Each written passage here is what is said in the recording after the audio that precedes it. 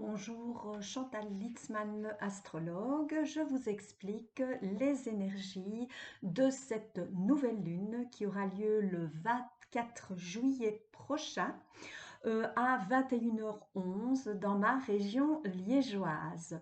La nouvelle lune, c'est un cycle qui débute d'un petit mois.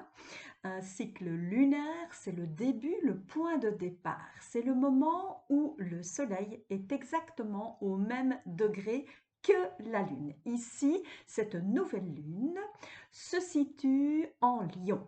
Alors, le soleil en Lion, puisque c'est la conjonction entre le soleil et la lune, cette nouvelle lune, le soleil en Lion est en maîtrise. Qu'est-ce que cela veut dire? Cela implique qu'on a un plein potentiel de rayonnement, de chaleur humaine, d'autonomie, d'organisation, d'autorité, de commandement.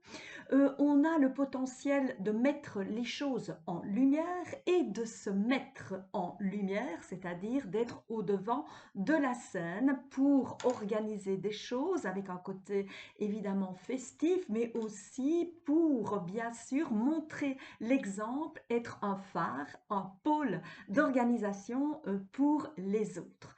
Ici, comme le Soleil est conjoint à la Lune, cela veut dire que notre part consciente, qui est symbolisée par le Soleil, est tout à fait en fusion avec la Lune, notre part inconsciente. Le soleil, c'est aussi ce qui est visible à l'extérieur, c'est notre sens social, et la lune, c'est plutôt notre intimité, notre sensibilité, notre côté émotif, qui va être bien entendu ici occulté. On ne le voit pas à la nouvelle lune, la lune est invisible dans le ciel. Alors, on va regarder les aspects de cette nouvelle lune. Elle est en trigone. D'abord, je regarde mes petites notes pour ne pas oublier tous les aspects. Donc, elle est en trigone à Saturne qui est en bélier. Alors, attention, ce Saturne en bélier, en astrologie, on dit qu'il est en chute, c'est-à-dire qu'il va devoir trouver à l'extérieur le cadre nécessaire pour évidemment assumer le sens de son devoir en fonction de ses objectifs, le soleil, en fonction de sa motivation dans l'existence.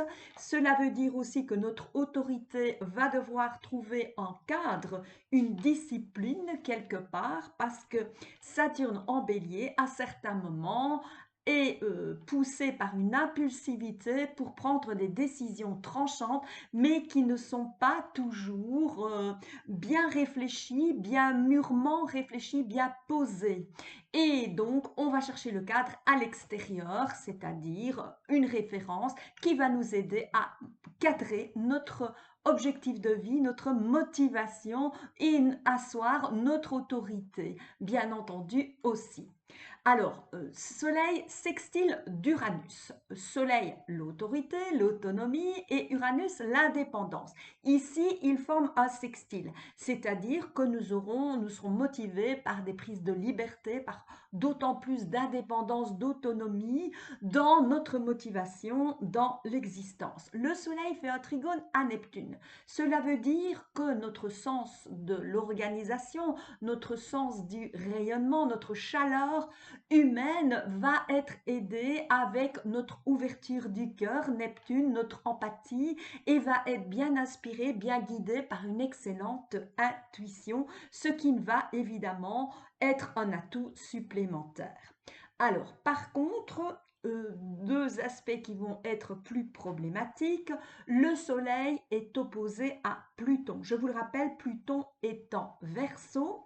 Verseau, c'est évidemment cette énergie de collectivité, d'individualité à travers la collectivité. C'est la défense des droits humains pour la réforme de la société. Et le Soleil en Lion, il fait autorité. C'est plutôt le système monarchique, alors que le Verseau, c'est plutôt un système égalitaire parlementaire.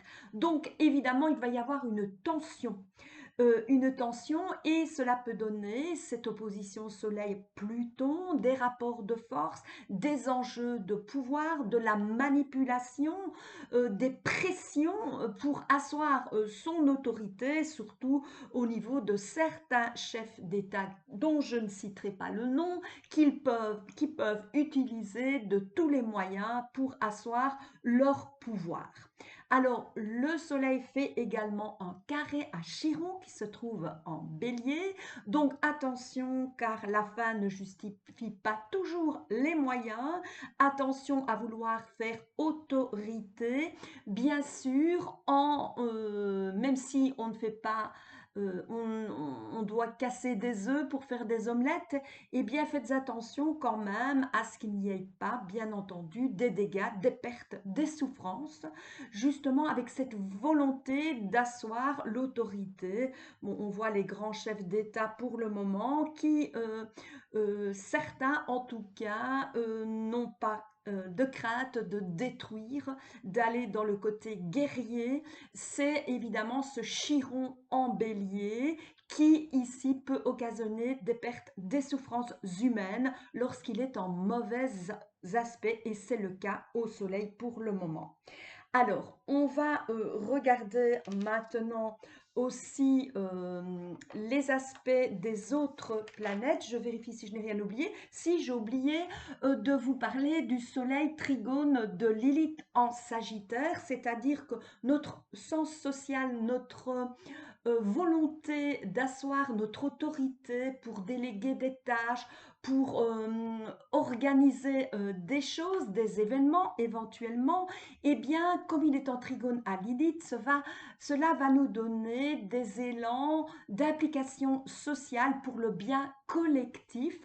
Donc, on va vouloir évidemment s'appliquer dans une structure sociale pour bien sûr défendre les droits humains, pour aussi explorer d'autres horizons géographiques. Donc il y a une expansion géographique, ce rayonnement, cette chaleur humaine qui nous lie bien sûr au-delà des frontières. Ça, c'est quand même un bon aspect qui vient compenser cette opposition à Pluton et ce carré à Chiron en bélier.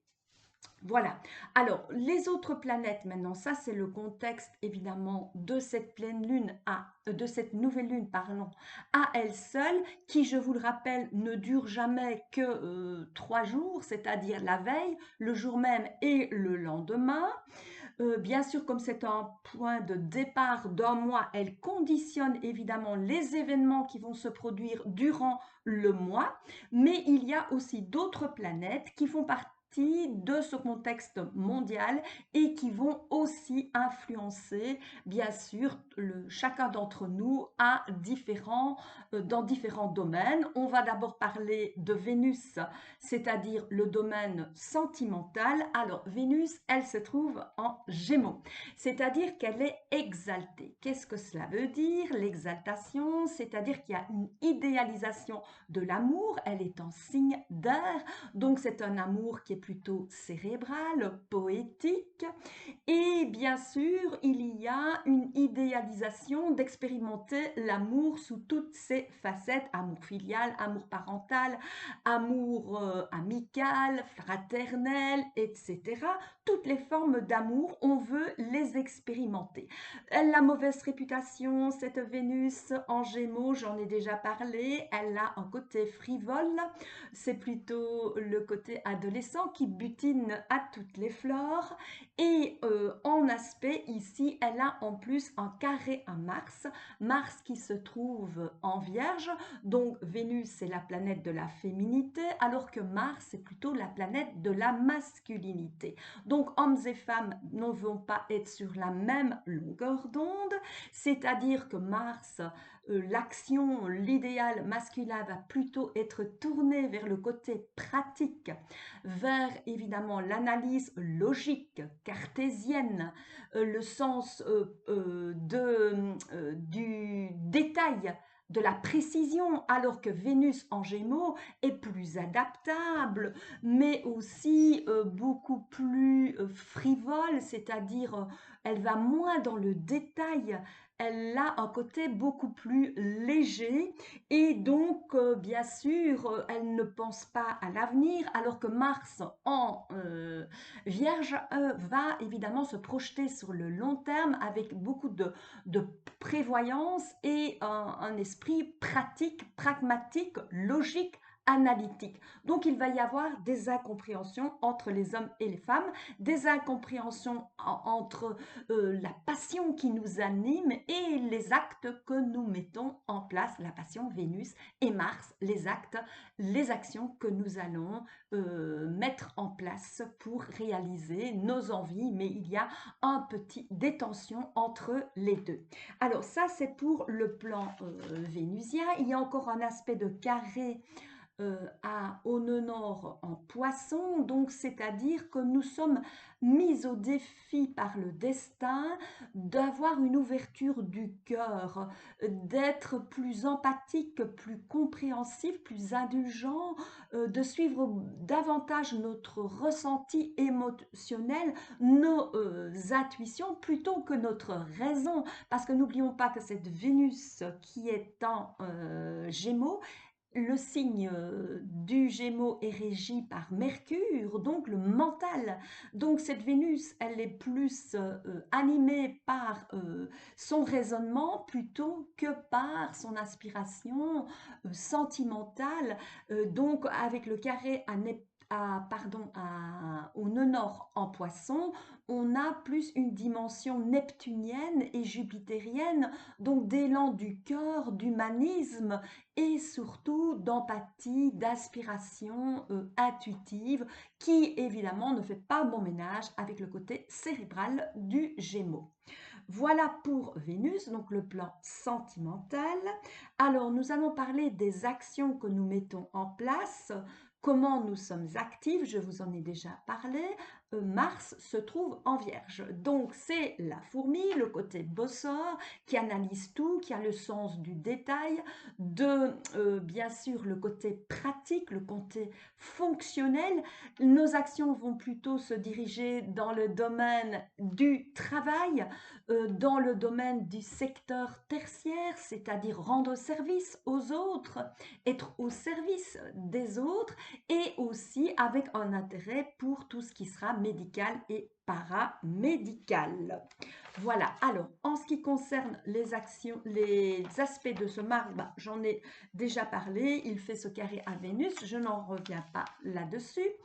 Jupiter, maintenant Jupiter, qu'est-ce que ça va symboliser? C'est plutôt le plan social, c'est-à-dire notre potentiel d'expansion, de prise de place dans la société pour réussir. C'est évidemment forcément notre capital de chance. Il est en Cancer, il est exalté, c'est-à-dire qu'il y a une idéalisation, bien sûr, un côté très bienveillant et un bon potentiel de chance qui est là, qui va surtout être mis au service de la famille, du foyer, donc avec un côté très traditionnaliste. On veut perpétuer les traditions familiales et bien sûr protéger les siens. C'est important avec ce Jupiter. En Cancer, il y a aussi toutes les festivités locales, le patrimoine, le folklore de notre territoire, bien sûr. Voilà, tout ce qui est fête locale, et bien ça c'est Jupiter en Cancer. Alors, on va parler de Saturne, notre sens du devoir. J'en ai déjà parlé longuement, donc je ne vais pas être très longue. Sextile à Uranus, donc dans notre sens du devoir et dans nos prises de décision, nous avons une certaine forme de liberté et d'indépendance. Il y a une conjonction à Neptune, donc nous sommes bien guidés, bien inspirés et empathiques dans notre sens du devoir. Avec le sextile à Pluton, nous avons aussi dans nos prises de décision pour assumer notre sens du devoir une forme de perspicacité, de lucidité. Il y a un trigone à Lilith en Sagittaire, donc notre sens du devoir permet de nous impliquer dans la société pour y jouer un rôle et bien sûr avec de la bienveillance et du dévouement social. On va parler maintenant des collectifs très brièvement. Uranus, notre individualisme, mais aussi notre faculté à faire des changements radicaux dans notre existence, il est en signe d'air, il est passé en Gémeaux, donc ça lui donne beaucoup plus de liberté. Il a le vent en poupe, bien entendu. C'est aussi, bien sûr, dans un signe cérébral, donc les changements vont être beaucoup plus dans notre forme de pensée et aussi dans notre communication cellulaire.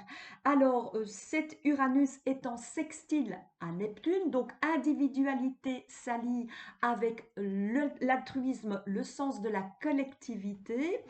Uranus fait trigone à Pluton, donc les changements rapides avec Uranus s'allient avec les changements profonds de société. Pluton est aussi en signe d'air en Verseau. Et bien entendu, nous avons cette opposition d'Uranus en Gémeaux avec Lilith qui se trouve en Sagittaire. Donc attention à la marginalité, à la rébellion pour faire des changements radicaux dans notre société. N'allez pas trop vite dans l'impatience à mettre en place ces changements de société qui pourraient évidemment poser des bombes là où il ne faut pas. Soyez beaucoup plus pacifique. Ayez de la patience pour que ces mouvements sociaux de réforme se mettent en place progressivement. Alors Neptune, planète de l'intuition, de l'empathie, de la spiritualité, fait un sextile à Pluton. Donc on peut dire que l'intuition s'allie à l'instinct et bien sûr les formes d'humanisme, d'altruisme s'allient au changement profond de la société. Nous avons également Neptune qui fait un trigone de Lilith en Sagittaire, donc dévouement pour évidemment la collectivité, pour les abnégations dans les mouvements sociaux. Donc c'est tout à fait positif. Et dernière planète collective, Pluton. Pluton qui fait un carré à Chiron. Bien sûr, on ne fait pas d'omelette sans casser des œufs, mais attention aux prises de pouvoir, aux rapports de force qui sont assez destructeurs et surtout au côté belliqueux du bélier lorsqu'il est en mauvais aspect. Il y a aussi avec ce Pluton un semi-carré au nœud nord en poisson, donc attention à l'idéalisme, au fanatisme qui évidemment voudrait détruire tout pour un idéal, mais attention, restez humain, restez dans la compassion, restez dans l'empathie. Alors, ce Pluton fait heureusement un beau sextile à Lilith. Donc, nous avons notre instinct de survie, de régénération qui est au service de l'humain avec bien sûr le Sagittaire. Donc, confiance est là. Nous devons rester quand même optimisme pour que les changements profonds qui sont évidemment induits par Pluton en Verseau soient pour le bien de l'humanité. Je vous souhaite une excellente nouvelle lune. Si mes explications vous ont plu, n'oubliez pas de m'encourager par un pouce vers le haut et surtout de vous abonner aux prochaines vidéos si bien sûr mes explications vous ont satisfaite. Si vous voulez une consultation beaucoup plus personnalisée, n'hésitez pas à me contacter via le site orkineride.com. Vous êtes le bienvenu et je vous dis excellente nouvelle lune et à très bientôt pour de nouvelles explications.